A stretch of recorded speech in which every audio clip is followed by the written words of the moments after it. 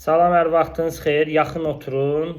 Bu videomuz sırf kimya ixtisasına aid olacaq. 4-cü ixtisas qrupundadır. Bundan əvvəlki videoda biz kimya mühəndisliyi haqqında danışmışdıq. İndi sırf kimya ixtisası haqqında danışırıq. Kimya ixtisasını bitirənlər nə iş görəcək?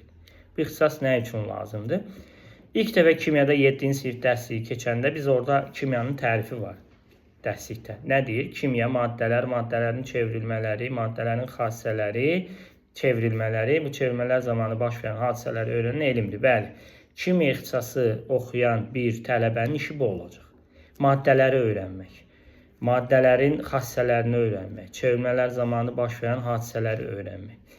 Elə bil ki, bir növ kimya mühəndisliyinin əlinə bir xam mal vermiş olur kimyaçılar.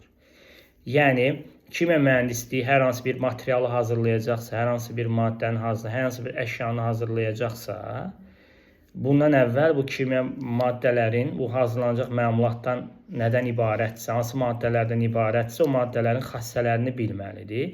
Bu xassələri də kimya mühəndisinə verən kimyaçılardır. Kimya ixtisasını bitirənlər harada işləyə bilər?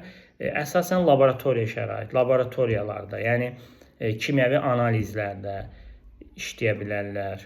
Yəni sonra neft sektorunda işləyə bilərlər, qida sənayesində, dərman sektorunda. Yəni çox geniş bir sahədir. Bu arada videoya baxdıqsa kanala abunə olmağı unutmayın. Öncədən təşəkkürlər. Rəylərinizdə yazın, suallarınız varsa rəydə yaza bilərsiniz.